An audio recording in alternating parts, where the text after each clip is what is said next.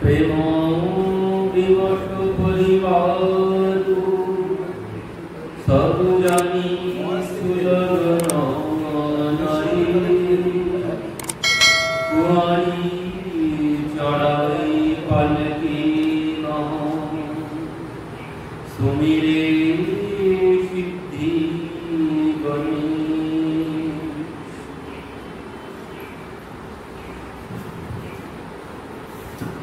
জনক মহারাজ আজ কন্যাদেরকে পালকিতে বসিয়েছেন। কন্যাদেরকে পালকিতে বসানোর পর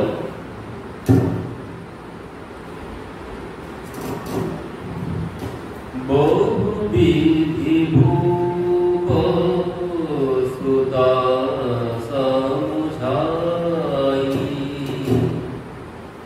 নারী ধর্ম কুল রীতি শিখাই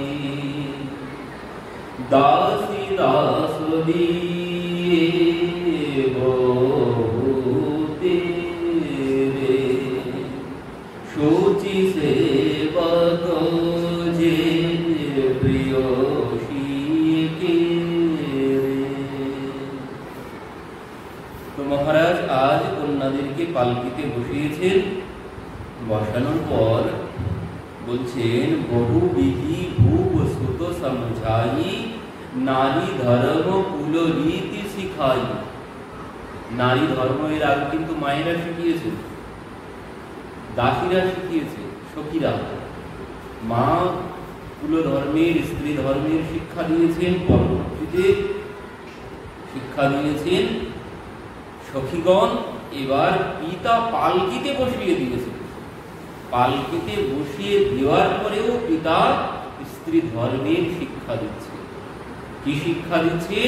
বলছেন যে দেখো, কোনোদিন পরিবারে কাউকে অসম্মান করো না। শ্বশুর শাশুড়ি গুরু সবাইকে সম্মান করবে, সবার সেবা করবে। আর পতির কোনোদিন অসম্মান করবে না। গুরুদেব আর স্বামী দুইজনার নামে যদি কোনো কটু কথা শোনা হয়, যদি কর্ণে শ্রবণ করি, গুরুদেবের নামে আর স্বামীর নামে যদি কেউ কিছু বলেছে কটু কথা, তো বলছে সেটাও শ্রবণ করাও অপরাধ। স্ত্রী জাতির ক্ষেত্রে, শিষ্যের ক্ষেত্রে গুরুর নামে দুর্নাম শ্রবণ করতে নেই। শ্রবণ করলেই অপরাধ হবে। বলছে সেখান থেকে হয় চলে এসো, না হলে সঙ্গে সঙ্গে কর্ণে আঙুল দাও। বলছে না হলে মৃত্যুবরণ করা ভালো। গুরুর নিন্দা, স্বামীর নিন্দা শ্রবণের থেকে মৃত্যুবরণ করা ভালো। কোনদিন গুরু নিন্দা, স্বামী নিন্দা শ্রবণ করতে নেই। যার জন্য সতী দেবী প্রাণ ত্যাগ করলেন, কিসের জন্য? স্বামীর নিন্দা শ্রবণ করার জন্য। পিতা স্বামীর নিন্দা করতে শুরু করেছেন, তো সেই স্বামীর নিন্দা শ্রবণ হয়েছে বলে এই মুখ আর আমি স্বামীকে গিয়ে দেখাতে পারবো না। তো সেই জন্য তিনি আর যজ্ঞ অগ্নিতে গিয়ে যজ্ঞের অগ্নিতে নিজের শরীর আহুতি দিলেন। বললেন কোনোদিন পতির নিন্দা শ্রবণ করতে নেই, তাতে অপরাধ হয়।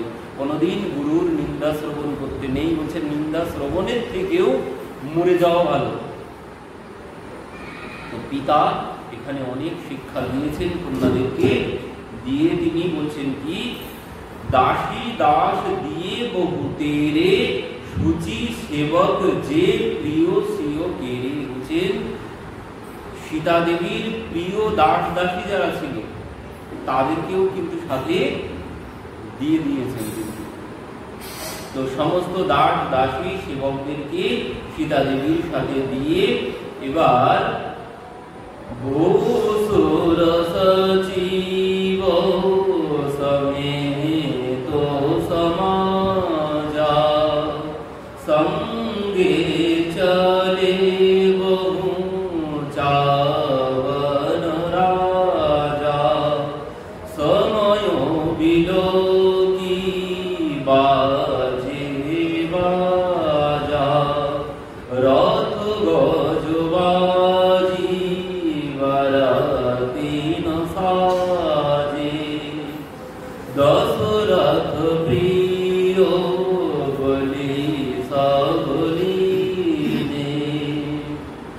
পরবর্তীতে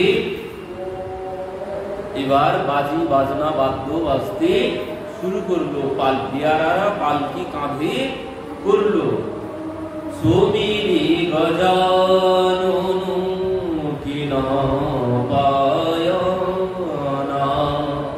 মঙ্গল মূল সগুণ ভয়না।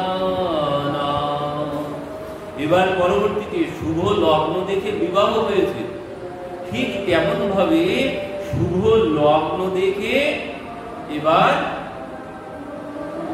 বরযাত্রীরা চলতে শুরু করেছে। মহারাজ দশরথ আদেশ দিলেন কখন? বলছেন শুভ লগ্ন দেখে তারপর চলার আদেশ দিলেন। পালকি কাঁধে করে চলতে শুরু করলো তখনই, বলছেন যখন শুভ লগ্ন দেখে মহারাজ দশরথ আদেশ দিয়েছেন তারপর পালকি বিয়ারারা চলতে শুরু করেছে, বরযাত্রীরা চলতে শুরু করেছে। সবকিছু আগের দিনে কিন্তু শুভ লগ্ন মুহূর্ত দেখেই হতো, এখনকার মতো ইচ্ছা খুশি কোনো কিছু হতো না। এই যে বরযাত্রীরা এখান থেকে চলে যাচ্ছেন সেটাও শুভ লগ্ন দেখে, হাঁটতে শুরু করেছেন সেটাও শুভ লগ্ন দেখে।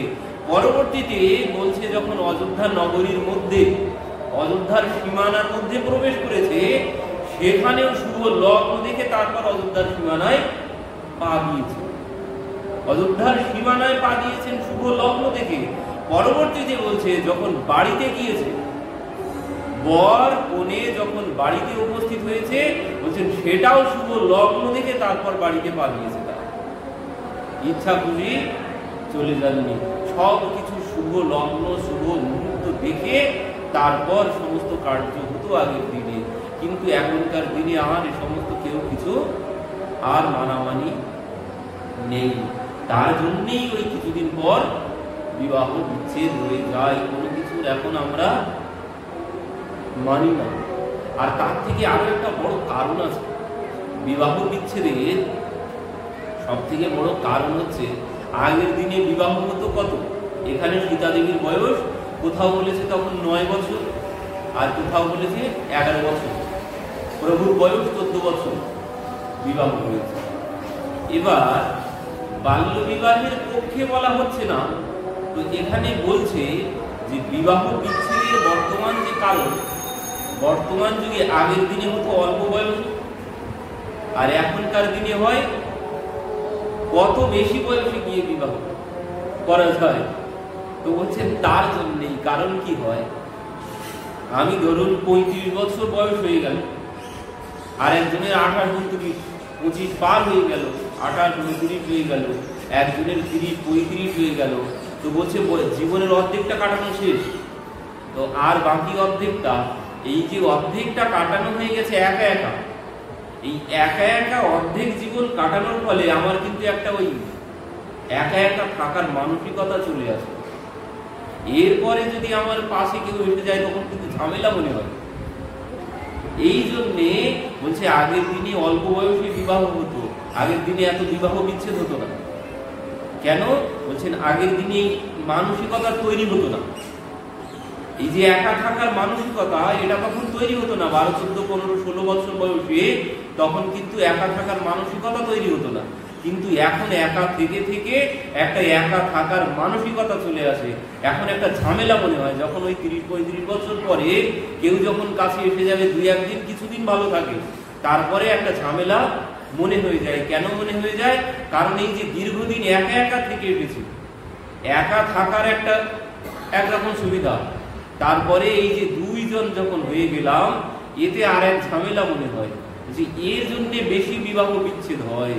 তো এই জন্যে বলছেন বেশি বয়সে না, আর বেশি অল্প বয়সেও নয়, ঠিক মাঝামাঝি সময়ে, মানে ওই একাকিত্ব, মানে একা থাকার অভ্যাসটা যাতে না এসে যায়, ঠিক এই মুহূর্তে বিবাহ করতে হয়, শাস্ত্র বলছে। তাহলে আর বিবাহ বিচ্ছেদের জায়গা আসে না। কিন্তু এখনকার দিনে ওই 30-35 বছর বয়স হয়ে গেলে তখন ওই পাশে কেউ থাকলেও কিছুদিন পর ঝামেলাই মনে হবে, কারণ বয়স আমার অর্ধেকটা শেষ হয়ে গেছে একা থেকে। আর ওই পরবর্তীতে কেউ আসলে যেন কিছুদিন পরে আর সহ্য হয়। এই জন্য শাস্ত্র বলছে যে অল্প বয়সে বিবাহ দেওয়াটাই ঠিক, বেশি বয়স হলে অসুবিধা, নানান রকম অসুবিধা দেখা দেয়। তো এখানে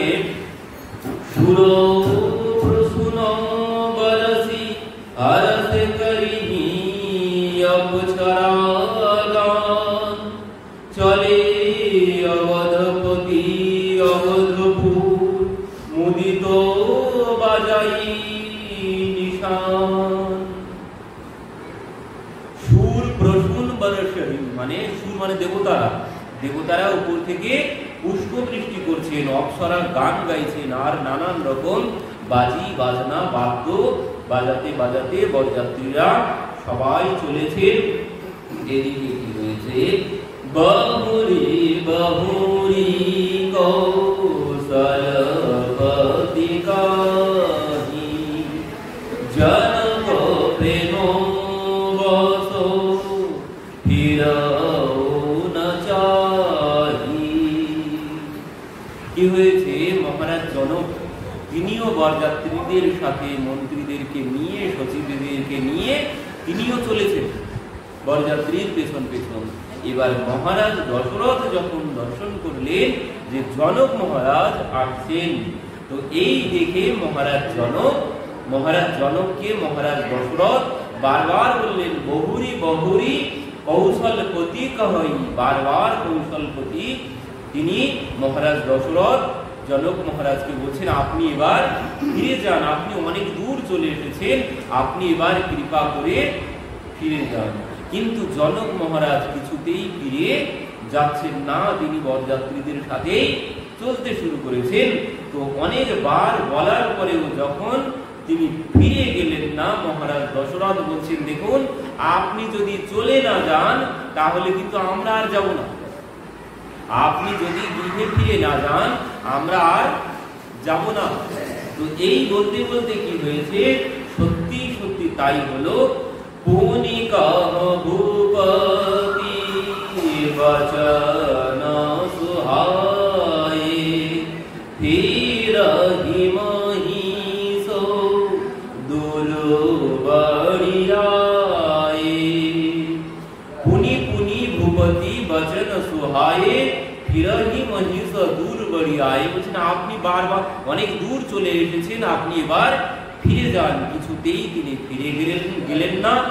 তব বিদেহ বলে কর জোরি বচন শুনে সুধা জন বোরি করৌ কবন বিধি বিনয় বনাই মহারাজ মোহি দিনহি বড়াই। তো যখন দেখলেন যে জনক মহারাজ ফিরে যাচ্ছেন না, মহারাজ দশরথ কি করলেন, তিনি সমস্ত বরযাত্রীদেরকে থামিয়ে দিলেন, সবাই সেখানে দাঁড়িয়ে গেলেন। পথের মাঝখানে সমস্ত বরযাত্রী সবাই দাঁড়িয়ে গেলেন। এবার যখন বরযাত্রীরা দাঁড়িয়েছে, সঙ্গে সঙ্গে জনক মহারাজ চলে এসেছেন মহারাজ দশরথের কাছে। মহারাজ দশরথের কাছে এসে তিনি আজ বড় জোরে বিনতি করছেন, আপনি আমাকে যেতে দিন, আপনি এইভাবে আমাকে বাধা দেবেন না। মহারাজ দশরথ বলছেন আপনি অনেক দূর চলে এসেছেন, আপনি ফিরে যান, না হলে আমরা আর এখান থেকে এক পাও এগিয়ে যাব না। তো বাধ্য হয়ে জনক মহারাজ বলছেন ঠিক আছে। তো পরবর্তীতে কি হয়েছে, কৌশলপতি সমধি সজন সম্মান সব ভাতি মিলনী পরস্পর বিনয় অতি প্রীতি হৃদয় সমেতি মুনি মণ্ডলী জনক শিরোনাবা আশীর্বাদু সবহি সন পাওয়া সাদর পুনি ভেকে জমাতা রূপ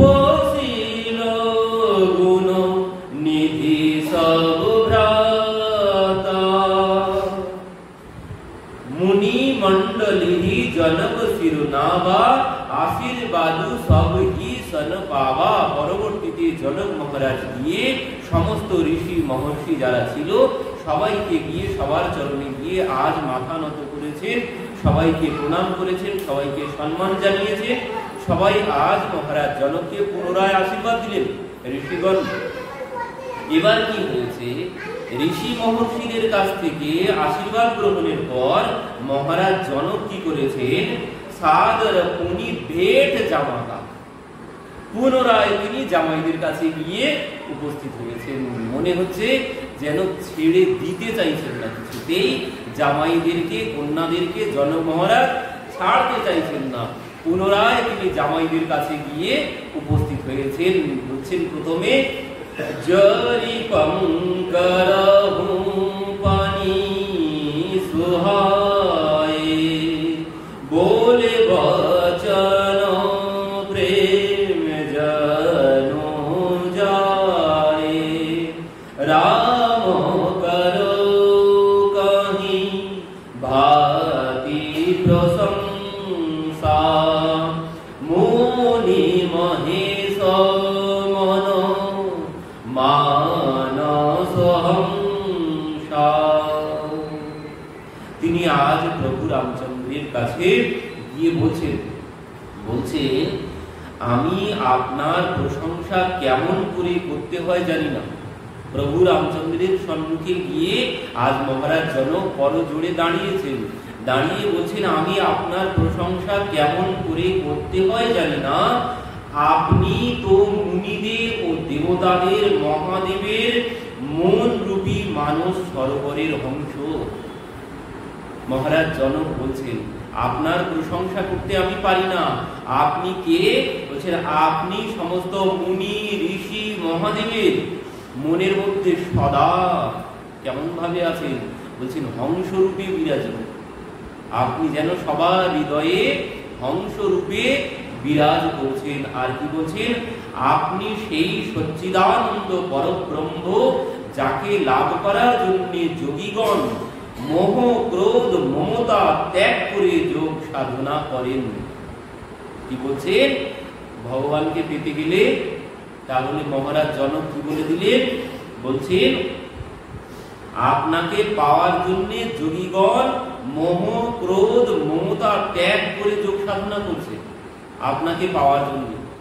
আর সেই আপনি বলছেন যিনি সর্বব্যাপী অবিনশ্বর সচ্চিদানন্দ স্বরূপ নির্গুণ গুণময়, যিনি বাক্য মনাতীত অর্থাৎ যাকে যুক্তি তর্ক দ্বারা জানা যায় না, কেবল অনুমান করা যায়। ভগবানকে যুক্তি তর্কের মধ্যে ধরা যায় না, তাকে বলছেন অনুমান করা যায়। কেমন? বলছেন যেমন এক সাধুকে পেয়ে বর্তমান যুগে ধরুন একজন বুদ্ধিজীবী শিক্ষিত একজন বালক, তো সে একজন সাধুর কাছে গিয়েছে। তো গিয়ে বলছে যে আপনাদের ভগবান কোথায় আছে? আপনারা এত ভগবান ভগবান করেন, তো আপনাদের ভগবান আছে কোথায়? আমাকে দেখাতে পারবেন? তো এখন সেই সাধু কি করেছে? তার গালে একটা চড় কষে দিয়েছে। এবার চড় কষে যখন দিয়েছে, সে এবার গালে হাত দিয়ে বলছে আপনি আমাকে মারলেন কেন? সে বলছে আমার খুব যন্ত্রণা হচ্ছে, আপনি আমাকে এইভাবে মারলেন কেন? আমি চেয়েছিলাম ভগবান দেখতে। আপনারা যে ভগবান ভগবান করেন, তো আপনারা কি সেই ভগবান দেখেছেন? তো বলছেন তোর যে আমি মেরেছি তার কি প্রমাণ আছে? বলছে আপনি মেরেছেন তার প্রমাণ না থাকলেও আমার তো একটা যন্ত্রণা হচ্ছে। তো বলছে এই যন্ত্রণা দেখা যায়? দেখা যাচ্ছে না। তাহলে কি হচ্ছে? বলছে এটা অনুভব। আমার যে আমি যে একটা চড় মেরেছি তার যন্ত্রণা হচ্ছে। তো বলছে এই যন্ত্রণাটা কি হচ্ছে? অনুভব হচ্ছে। এই যন্ত্রণাটাকে দেখা যায় না। তো বলছে ভগবানকে ঠিক এইভাবে অনুভব করা যায়। এমনি এমনি ভগবানকে দর্শন করা যাবে না, তাকে দর্শন করতে গেলে আমাকে অনেক উপরে উঠতে হবে। তবে বলছে তাকে যদি পাওয়ার বাসনা আমার মধ্যে জাগে, তাকে যদি আমি পেতে চাই, তো সেই মার্গ ধরে আমি যদি গুরুর আশ্রয় করে চলতে শুরু করি, তো বলছেন এই যে তার অনুভব, এই যে যন্ত্রণা, মারের পরে যে যন্ত্রণা, তো এটা অনুভব হয়, এটা দেখা যায় না। আমি দেখাতেই পারবো না। বলছে তোকে যে আমি মেরেছি তুই দেখাতো, তোকে তোর যে যন্ত্রণা হচ্ছে তুই দেখাতো। বলছে এই যন্ত্রণা দেখা যায় না, তো কি করা যায়? বলছে অনুভব করা যায়। তো বলছে ঠিক ভগবানকেও এমন ভাবে অনুভব করা যায়। ভগবানকে বললেই দেখা যায় না, তাকে অনুভব করা যায়। দেখা না গেলেও অনুভব করা যায়। তবে অনুভব করতে গেলে কি করতে হবে?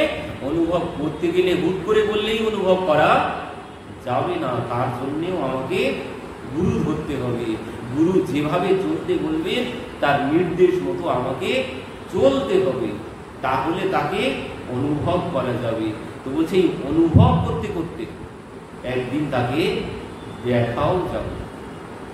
আমরা স্বপ্ন দেখি, স্বপ্ন কিন্তু সব মিথ্যা, কিন্তু শাস্ত্র বলছে যদি স্বপ্নের মধ্যে ভগবানকে দেখি সে কিন্তু মিথ্যা নয়। অন্য যত স্বপ্ন দেখি সব মিথ্যা, কিন্তু স্বপ্নের মধ্যে যদি ভগবানকে দর্শন করি সেটা মিথ্যা নয়, সেটা সত্য। কারণ একমাত্র ভগবানই সত্য জগতে, আর সব মিথ্যা। তো এই জন্য বলছে ভগবানকে যদি স্বপ্নেও দেখা হয় তাহলে সেটাও সত্য। তো বলছেন মানস মেত জহি জানানো বাণী তারকে ন সকহি সকল অনুমানি মহিমানি গমু নেতি কহি জ্যোতি কালো এক রসরহি। বলছেন যিনি বাক্যাতীত, যাকে বর্ণনা দেওয়া যায় না, বেদ যাকে নেতি নেতি বলে থেমে যান। বলছেন নৈতি নৈতি, আর আমি বর্ণনা দিতে পারবো না। বেদ ভগবানের বর্ণনা দিতে পারেন না। বলছেন সেই সমরূপে বিরাজমান থাকেন, যিনি সমস্ত স্থানে সমান রূপে বিরাজমান থাকেন। নয়ন নিশয়মোকম ভয়সো সমস্ত সুখমূল সবই লাভ জগ জীব কহু ভয়ে অনুকূল। সেই সকল সুখধাম পরম ব্রহ্ম পরমাত্মা আপনি সাকার রূপ ধারণ করে আমার সম্মুখে বিরাজমান হয়েছেন। যাকে বেদ বর্ণনা দিতে পারে না, নৈতি নৈতি বলে তিনি থেমে যান। তো সেই ভগবান ব্রহ্ম সচ্চিদানন্দময় ভগবান, জনক মহারাজ বলছেন সেই সচ্চিদানন্দ ভগবান তুমি, সেই তিনি আমার সম্মুখে আজ বিরাজমান। আর কি বলছে? ভগবানের মানে ভগবানের কৃপা লাভ করাই জীবনের পরম কল্যাণ, এই ছাড়া আর অন্য কিছু কল্যাণ নেই। জীবনের একমাত্র মানব জীবনের একমাত্র কল্যাণ বললেন সবহি লাভু জগ জীব কাহু ভয়ু ঈশ অনুকূল। মানে ভগবানকে অনুকূল করা, মানে ভগবানকে ভালোবাসা, ভগবানকে পাওয়াটাই হচ্ছে সকল জীবের সবহু লাভু মানে সব লাভ। সব থেকে বড় লাভ হচ্ছে জগ মানে জগতের জীবের সব থেকে বড় লাভ ভগবানকে লাভ করা। আর সেই ভগবান আজ আমার সম্মুখে, সেই সচ্চিদানন্দময় পরব্রহ্ম ভগবান আজ আমার সম্মুখে স্বরূপে দাঁড়িয়ে আছেন। তো জগতে সব থেকে বড় লাভ ভগবানকে লাভ করা। জগতে বাড়ি গাড়ি অনেক অর্থ এই সমস্ত কোনো লাভ নয়, এই কয়েকদিনের জন্য। এ আজ আছে কাল থাকবে না। এগুলো যদি সত্য হতো তাহলে আমাদের ওই রূপ সনাতন গোস্বামী, রঘুনাথ দাসজি, মীরাবাই তারা সংসার ছেড়ে সমস্ত অর্থ সম্পত্তি ছেড়ে তারা চলে যেতেন না। বলছেন এগুলো কোনো কিছুই সত্য নয়, এগুলো আজ আছে কাল থাকবে কিনা কোনো গ্যারান্টি নেই। যেমন দেখুন প্রধানমন্ত্রী হয়েও আমার যে সব থাকবে তার কোনো গ্যারান্টি আমি দিতে পারবো না। প্রধানমন্ত্রী হয়ে আর আমি তো কি সব আমার আমার করে যাচ্ছে। যে প্রধানমন্ত্রী সেই সব নিজের করে রাখতে পারলো না, আর আমরা আমার আমার করে কতক্ষণ রাখবো? কেউ আমাকে মনে রাখবে না, হয়তো ও 2-1 বছর সবাই মনে রাখবে, তারপর তুমি যতই করে থাকো না কেন কেউ তোমাকে মনে রাখবে না। ওই তোমার ছবিটাও যদি ঘরের মধ্যে থাকে, নোংরা হয়ে কিছুদিন পর যখন পুরানো হয়ে যাবে, ওই নোংরা হয়ে গেছে ঘরের মধ্যে, ভালো লাগছে না, ওটাকে নিয়ে এবার সরিয়ে ফেলো। ও আর ভালো লাগছে না মানে ঘরের সাথে আর মানাচ্ছে না, অনেক পুরানো হয়ে গেছে, রং চটে গেছে। তুমি যতই করো না কেন সংসারের জন্য, ও কেউ তোমাকে মনে রাখবে না, কিছুদিন পর সবাই তোমাকে ভুলে যাবে। তাই তুমি যা কিছু করে রাখো না কেন সংসারের জন্য, তুমি যত কিছু করো না কেন, কেউ তোমাকে মনে রাখবে না। তার প্রমাণ আমরা দেখতে পাচ্ছি পাশের দেশে। যিনি এত কিছু করলেন, যিনি স্বাধীনতা এনে দিলেন, তাকে আজ কিভাবে অসম্মান করছেন। তার স্ট্যাচুগুলোকে সব ভেঙে গুঁড়িয়ে জলের মধ্যে কি না কি করছে। একদিন কিন্তু তিনি তোমাদেরকে স্বাধীনতা এনে দিয়েছিলেন, কিন্তু তাকেও কেউ আর সম্মান করছে না।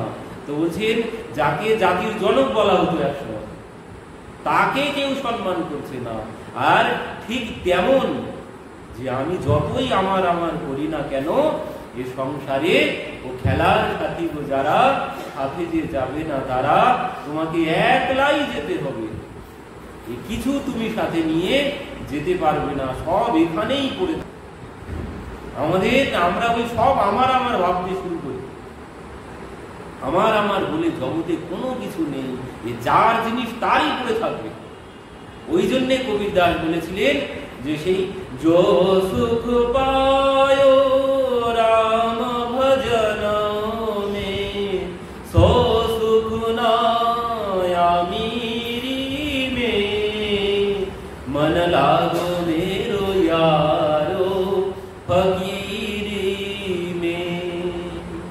বলছেন ও যে সুখ ওই রাম ভজনের মধ্যে আছে, ভগবানের ভজনের মধ্যে আছে, সে সুখ সংসারের সুখের মধ্যে নেই। ও যতই আমার আমার করে এক জায়গায় করি না কেন, আমার বলে এখানে কোনো কিছু নেই। সব এই ভূমিতেই যার জিনিস তার পড়ে থাকবে। মাঝখানে এসে ওই কিছুদিনের জন্য আমার আমার করে আমার মতো কত গেল আর কত এলো, তার কোনো হিসাব নেই। 2 दिन का जग में मेला, सब चला चली का खेला, कोई चला गया कोई जाए, कोई गठरी बांध सिधारे। বলছেন কেউ চলে গেছে, কেউ যাওয়ার জন্য প্রস্তুত হচ্ছে, আবার কেউ আসছে। এই 2 দিনের মেলা, মেলায় কেউ চিরদিন থাকতে পারবে না। মেলা শেষ হলে সবাইকে চলে যেতে হবে। তো এই কথা ভুললে চলবে। এই কথা যদি ভুলে যাই তাহলে কিন্তু যন্ত্রণা ভোগ করতেই হবে। বলছেন যেই কথা মনে রেখেছে তার কিন্তু কোনো যন্ত্রণা নেই। যে সর্বক্ষণ মনে রেখেছে যে আমার বলে এখানে কোনো কিছু নেই, তার কিন্তু কোনো যন্ত্রণা নেই। যদি হঠাৎ লস হয়ে যায় তার কিন্তু কোনো যন্ত্রণা হবে না। যন্ত্রণা সেই ভোগ করবে যে এই মোহের মধ্যে পড়ে গেছে। এই সব আমার আমার আমার আমার, এই মোহের মধ্যে যে পড়ে গেছে সেই যন্ত্রণা ভোগ করবে। যার এই সমস্ত মোহ যে ত্যাগ করতে পেরেছে তার কোনো যন্ত্রণা নেই। যিনি মোহ ত্যাগ করতে পারবেন তার সংসারে কোনো বন্ধন নেই। মোহ ত্যাগ না করতে পারলে সংসার ত্যাগ করা যায় না। কষ্ট আমার পেছন পেছন ছুটে বেড়াবে।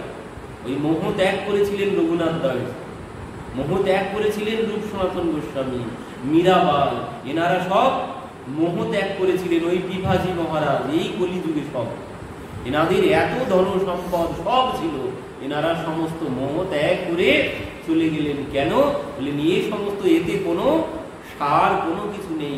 একমাত্র সার হচ্ছে ভগবানের ভজনা। বলছেন একমাত্র ভগবানই সত্য ছাড়া জগতে আর কোনো কিছু সত্য নেই। এ আজ আছে, কাল থাকবে না, এর কোনো গ্যারেন্টি নেই। তবে ভগবান তিনি ছিলেন, আছেন এবং থাকবেন, তিনি একমাত্র সত্য। তো সেই জন্যে জনক মহারাজ বলছেন একমাত্র জীবের পরম কল্যাণ ভগবানকে লাভ করা ছাড়া অন্য কোনো লাভ জগতে নেই। পরবর্তীতে বলছেন হহি সহস দশ সাদর শেষা করহি কলপ কটি ভুরি লেখা মোর ভাগ্য রার গুণগাথা কহিন শিরাহি শুনহু রঘুনাথা। জনক মহারাজ কি বলছেন? সব ভাতি মহি দিন হি বড়াই নিজ জন জানি লিনাহু আপনাই হই সহস্র দশ শারদ শেষা করহি কলপ কোটি ভরি লেখা। কি বললেন দেখুন, বলছে আপনি কৃপা করে আমাকে মহিমান্বিত করেছেন আর নিজের মনে করে আপন করে নিয়েছেন। আপনি আমাকে নিজের মনে করে আপন করে নিয়েছেন। যদি 10 সহস্র সরস্বতী, 10 সহস্র দেবী সরস্বতী ও শেষ নাগ এসে কোটি কোটি কল্প ধরে গণনা করেন, তবুও আমার ভাগ্যের, আমার সৌভাগ্যের কথা গণনা করে বলতে পারবেন না। বলছেন 10 সহস্র মানে 10,000 সরস্বতী, 10,000 শেষ নাগ এসেও যদি আমার সৌভাগ্যের গুণগান করতে থাকে, তো আমার সৌভাগ্যের গুণগান করে শেষ করতে পারবে না। আমার যে সৌভাগ্য লাভ হয়েছে, আপনি নিজ গুণে বলছেন আমার সৌভাগ্য, আর আপনার গুণের কথা, ভগবানের গুণের কথা, যে আপনার গুণের কথাও কেউ বলে শেষ করতে পারবে না। তো আমি জানি যে আপনি অল্পতে তুষ্ট থাকেন। আমার বলার কথাগুলি সেই ভরসাতেই আমি বারে বারে করজোড়ে মিনতি করে মহারাজ জনক ভগবানের কাছে চাইছেন কি দেখুন এবার সবশেষে প্রভুর কাছে বলছেন বার বার মাগাও করজোড়ে মন পরিহরই চরণ জনি ভোরে শুনি বচন প্রেম জানু পোষে পুরাণ কাম রাম পরিতোষে। কি বললেন? বারবার মা গৌ কর জোড়ে মুনি পর হরৌ চরণ জনি ভোরে। মহারাজ জনক প্রভুর কাছে চাইছেন, কি চাইছেন? বলছেন বারবার মা গৌ মানে বারবার চাইছি, কর জোড়ে বারবার মিনতি করছেন জনক মহারাজ। মনু পর হরই চরণ জনি ভোরে। বলছেন আমি বারবার আপনার কাছে কর জোড়ে এই মিনতি করছি, আপনি আমাকে এই আশীর্বাদ করুন, এই কৃপা করুন। কি বলছেন? আপনার চরণ আমার মন থেকে যেন এক মুহূর্তের জন্য আমি আপনাকে ভুলে না যাই। আপনার চরণ যেন সদা সর্বক্ষণ আমার হৃদয়ে জাগ্রত থাকে, আমি যেন এক মুহূর্তের জন্য আপনাকে ভুলে না যাই। আর এটাই হচ্ছে সব থেকে বড় লাভ। এর থেকে বড় লাভ আর কোনো কিছু নেই। সব থেকে বড় লাভ হচ্ছে ভগবানকে সর্বক্ষণ মনে রাখা। এটাই হচ্ছে সব থেকে বড় লাভ। মহারাজ জনক বলছেন আপনি আমাকে এই কৃপা করুন, আমি যেন সর্বক্ষণ আপনাকে স্মরণ করতে পারি, আমি যেন এক মুহূর্তের জন্য আপনাকে ভুলে না যাই। তো এই কথা শ্রবণ করে বলছেন শুনিবার বচন প্রেম যেন পোষে, পুরনো কাম রামু করি তো সে। প্রভু হাসতে শুরু করেছেন। মহারাজ জনকের এই কথা শ্রবণ করে হাসছেন। কেন হাসছেন? কারণ তার আর পেটে কি বাকি আছে? মহারাজ জনক তার কি আর পেটে কোনো কিছু বাকি আছে? তারপরেও তিনি এই কথা বলছেন। কেন? কারণ যে এই শিক্ষা দিচ্ছেন, মানে পাওয়ার পরেও যদি পাওয়ার পরে পাওয়ার অহংকার চলে আসে, এত কিছু যিনি পেয়ে গেছেন, তো পাওয়ার পরে অহংকার চলে আসে, পাওয়ার একটা অহংকার আসে। সবাই কিন্তু পাওয়া সহজ, ভগবানকে পাওয়া সহজ, কিন্তু কঠিন কি বলছেন? ভগবানকে পেয়ে ধরে রাখাটাই কঠিন। এই পাওয়ার পরে অহংকার হয়ে যায়, আর অহংকার হলেই পুনরায় আমি হারিয়ে ফেলবো তাকে। তো এই জন্য মহারাজ জনক বলছেন, সদা সর্বক্ষণ যেন আপনার চরণ আমার হৃদয়ে সদা সর্বক্ষণ স্মরণ থাকে, আমি যেন ভুলে না যাই এক মুহূর্তের জন্য। কারণ এই পাওয়ার পর ধরে রাখাটাই, নিজের পথ ধরে রাখাটাই সব থেকে বড় কঠিন কাজ। পথ পাওয়াটা বেশি কঠিন বিষয় নয়। এই পদ পাওয়ার পরে যদি পদের অহংকার চলে আসে, তাহলে পদ একদিন হারিয়ে যাবেই।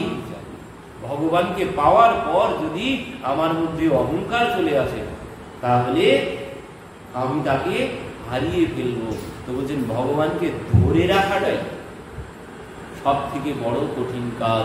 নিজেকে ধরে রাখাটাই, নিজেকে ধরে রাখা ওই জায়গাতে কোনো কিছু পাওয়ার সাথে সাথেই আমাদের বুকটা ফুলে চওড়া হয়ে যায়, আর গলাটা উটের মতো লম্বা হয়ে যায়। বলছেন এমন যদি পাওয়ার অহংকার চলে আসে, তাহলে তুমি ওই যা পেয়েছো বেশি দিন ধরে রাখতে পারবে না। তাই যাই বলুন, ভগবানের ক্ষেত্রে বলুন আর এই জগতের ক্ষেত্রে বলুন, জাগতিক সম্পদের ক্ষেত্রেও বলুন ওই একই, আর যদি ভগবত সম্পদের ক্ষেত্রেও হয়, সব ক্ষেত্রে যদি এই অহংকার চলে আসে, তাহলে আমি কিছুই ধরে রাখতে পারবো না। তো এই জন্যে মহারাজ জনক এই কথা বলেছেন, আর তার জন্যই প্রভু হাসতে শুরু করেছেন যে কে কি কথা বলছে। পাওয়ার পরেও এর মধ্যে কোনো পাওয়ার অহংকার আসেনি, সেই জন্যে প্রভু কথা শ্রবণ করে হাসতে শুরু করেছেন। পরবর্তীতে এখান থেকে প্রভু আশীর্বাদ দিলেন, প্রভুকে প্রণাম করলেন মহারাজ জনক। প্রণামের পর করিবার বিনয় শ্বশুর সমানে, পিতু কৌশিক বশিষ্ঠ সম জানে। বলছেন পরবর্তীতে মহারাজ প্রভু রামচন্দ্র শ্বশুর মহাশয়কে যেভাবে নিজের পিতাকে, যেভাবে গুরুদেব বশিষ্ঠকে সম্মান করেন, ঠিক ওইভাবে জনক মহারাজকেও সম্মান করলেন। তো পরবর্তীতে মহারাজ জনক সেখান থেকে বিনতি বহুরি ভরত সন বিনহি, মিলি প্রেম প্রেমমু পুনি আয়সুদিনী। পরবর্তীতে প্রভুর কাছ থেকে মহারাজ জনক গিয়েছেন মহারাজ ভরতের কাছে, ভরতের কাছ থেকেও সেখান থেকে তিনি গেলেন কোথায়? মিলে লক্ষণ পুর সুদনহি দিনহি, আশিস সহিস ভয়ে পরস্পর প্রেম বস, ফিরি ফিরি না বহি শিশ। পরবর্তীতে তিনি গেলেন লক্ষ্মণ আর শত্রুঘ্নজির কাছে, সেখানে তিনি তাদেরকে আশীর্বাদ দিলেন। লক্ষ্মণ আর শত্রুঘ্নকে তিনি আশীর্বাদ দিলেন। পরবর্তীতে এবার বলছেন সোনি মনি সগর দর্শন করে, আগমন কছু প্রতীত মন মোরে, যো সুখ সুখ লোকপতি চাহাই, করত মনোরথ সকুচ হই, সুখ সুজসু সুলভ মহিষামি, সব সিদ্ধি তব দর্শন অনুগামী, কিন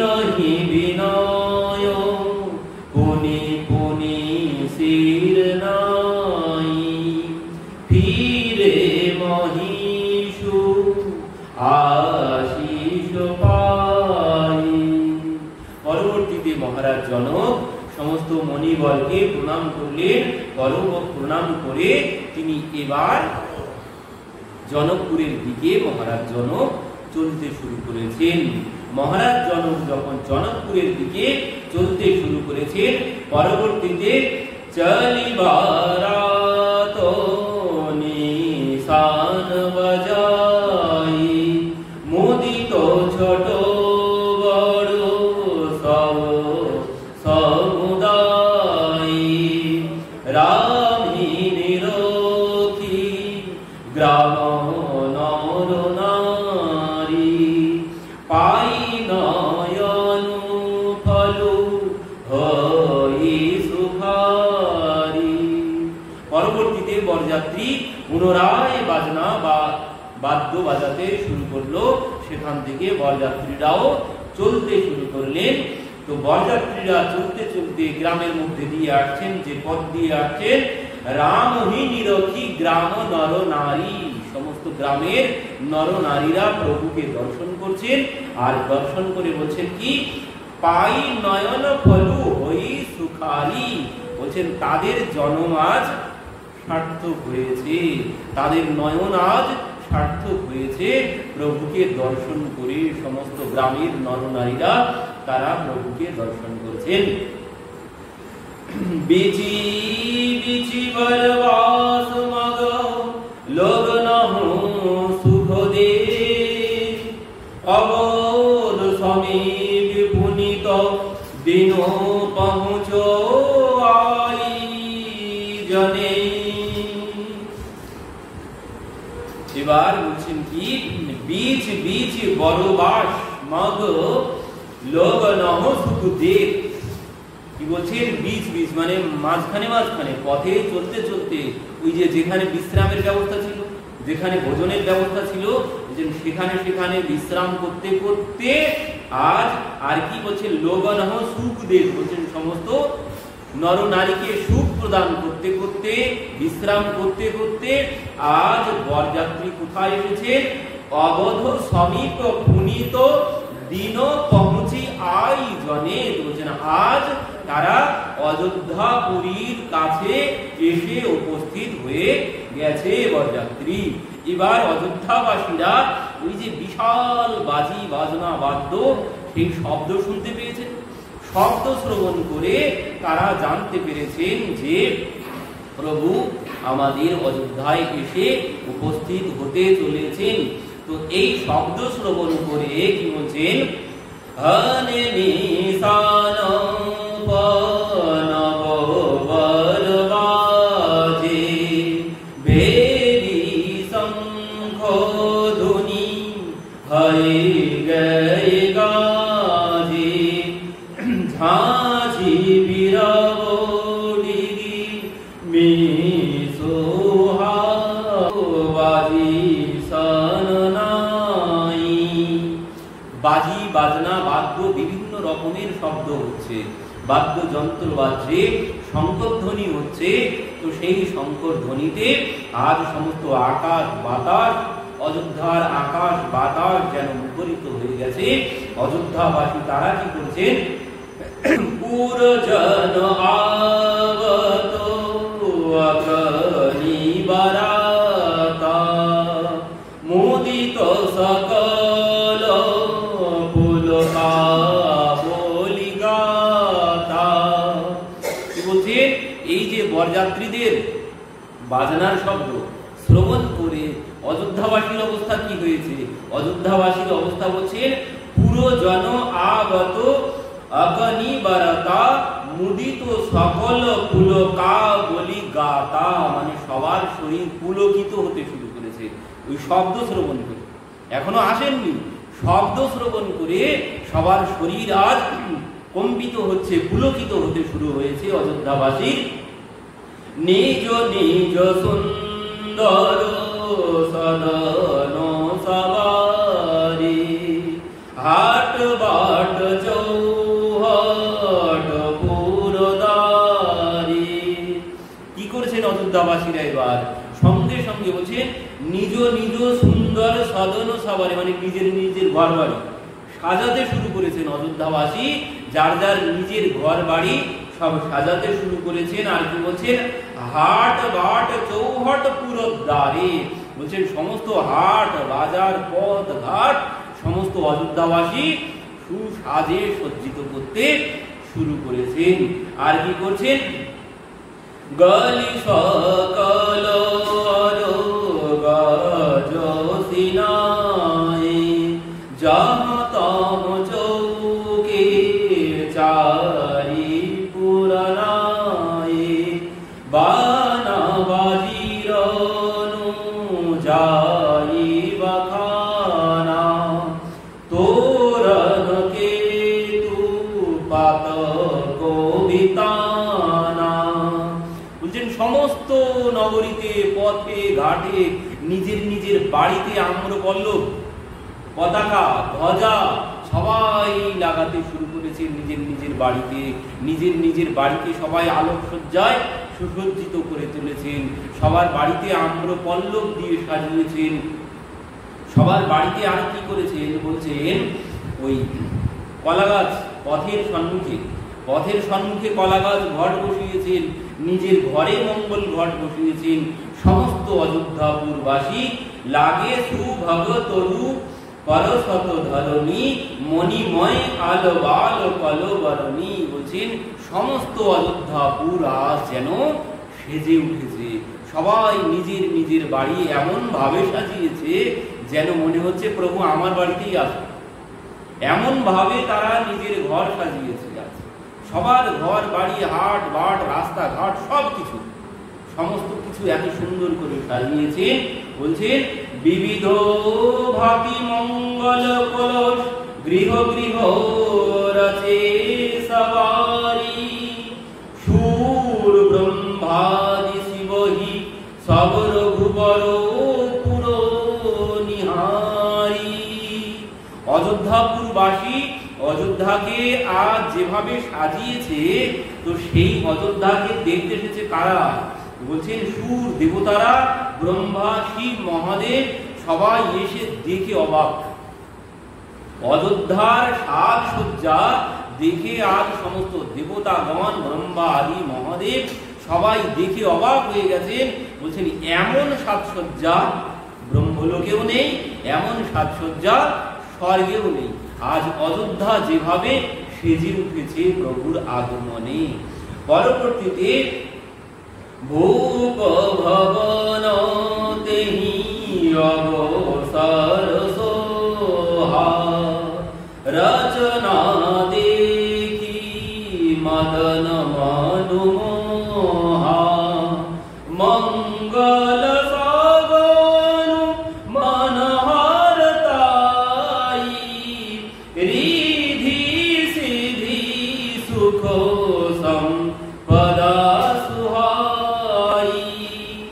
অযোধ্যাপুরীর সাজসজ্জা দর্শন করে মঙ্গল সগন মনোহরতাই ঋদ্ধি সিদ্ধি সুখ সম্পদা সুহাই। ওই যে সিদ্ধিদাতা মানুষ বলি আমরা, সেই সিদ্ধি আজ রূপ ধারণ করে এসেছে। ঋদ্ধি সিদ্ধি সবাই আজ রূপ ধারণ করে এসেছে, স্বরূপে এসেছে সেই অযোধ্যাপুর দর্শন করতে, প্রভুর ভবন দর্শন করতে আজ ঋদ্ধি সিদ্ধি সবাই এসে উপস্থিত হয়েছে। জানু ছায়ে সব সহজ সুহায়ে তনু ধরি ধরি দশ রত গৃহ ছায়ে দেখন হেতু রাম বৈদেহি কাহায়ু লালসা হইন কাহি। বলছে ঋদ্ধি সিদ্ধি গণ দেবতাগণ তারা সমস্ত অযোধ্যাপুর দর্শন করেছেন। অযোধ্যাপুর দর্শন করে এবার মহারাজ দশরথের ভবনে এসে উপস্থিত হয়েছেন। কি জন্য বলছেন, প্রভুকে দর্শন করবেন, সেই জন্য তারা আজ ভবনে এসে উপস্থিত হয়েছেন। ভূপতি ভবন কোলাহল হই যাই নবরণী সমসু সোই কৌশল্যাদি রাম মহাতারি প্রেম বিবশ তনু সদা বিসারি। এবার অযোধ্যার মধ্যে যখন বরযাত্রীরা এসে উপস্থিত হয়ে গেছেন, কৌশল্যা দেবী আজ যখন শ্রবণ করলেন যে রাম ফিরে আসছে, আর এই কথা শ্রবণ করে বলছে কৌশল্যাদি রাম মহাতারি প্রেম বিবশ তন সদা বিসারি। মায়েরা যখন শ্রবণ করলেন যে পুত্ররা ফিরে আসছে, এই সংবাদ শ্রবণ করে আজ মদ প্রমদ বিবশ সব মাতা চলিন চরণ শিথিল বয়গাতা। মায়েরা যখন শ্রবণ করলেন, জানতে পারলেন যে পুত্ররা এসে গেছে, তো এই সংবাদ শ্রবণ করে বলছেন মদ প্রমদ বিবশ সব মাতা। বিবশ হয়ে গেছে শরীর, বিবশ হয়ে গেছে শরীর, যেন অবশ হয়ে গেছে শরীর, যেন আর চলছে না। বলছেন চলহীন চরণ, পাও আর চলছে না, মায়েদের পায়ে যেন আর শক্তি নেই। বলছেন শিথিল ভয়ে গাতা, মানে শরীর, সমস্ত শরীর শক্তিহীন হয়ে গেছে, কারো শরীরে আর শক্তি নেই। যখন শুনতে পেলেন যে রাম এসে উপস্থিত হয়ে গেছেন, কারো শরীর আর চলছে না, সবাই যেন ওইখানেই বসে পড়েছে। এই সংবাদ শ্রবণ করে রাম ফিরে আসছেন, মানে প্রেমে ভাবে বিভোর হয়ে গেছে, তাদের আর শরীর চলছে না। তো এবার পরবর্তীতে কি হয়েছে, বিবিধ বিধান বাজন বাজে মঙ্গল মুদিত সুমিত্রা সাজে। সুমিত্রা দেবী কি করছেন, সুমিত্রা দেবী ওই যে বর আসছে, তো বর আসলে আগে কি করতে হয়, বরণ করতে হয়। তো সুমিত্রা দেবী বরণ ডালা সাজাতে শুরু করেছেন। সুমিত্রা দেবী বরণ ডালা সাজাচ্ছেন কি দিয়ে বললেন, হরদ দুবদরি পল্লব ফুলা পান পুগ ফল মঙ্গল মূলা।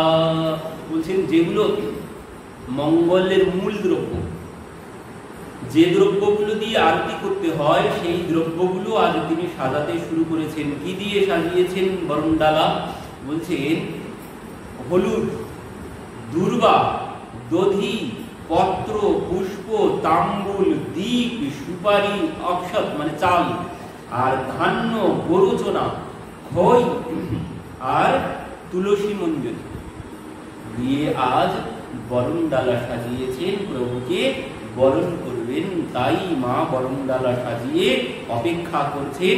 চন্দন, অগুরু, গোলাপ জল, ধূপ, ধুনা সব কিছু নিয়ে মা উপস্থিত হয়ে বসেছেন, যে বরকে তিনি বরণ করার জন্য আজ দাঁড়িয়ে গিয়ে মা বসে আছেন। তো আজ আমাদের কথা এখানেই বিশ্রাম হচ্ছে, আগামী দিন বর বরণ হবে। আজ এখানেই কথা বিশ্রাম হলো। জয় জয় শ্রী রাধেশ্যাম শ্রী রাজ মহারাজ কি জয়, শ্যামল রামচন্দ্র কি জয়, ভাগবত মহাপুরাণে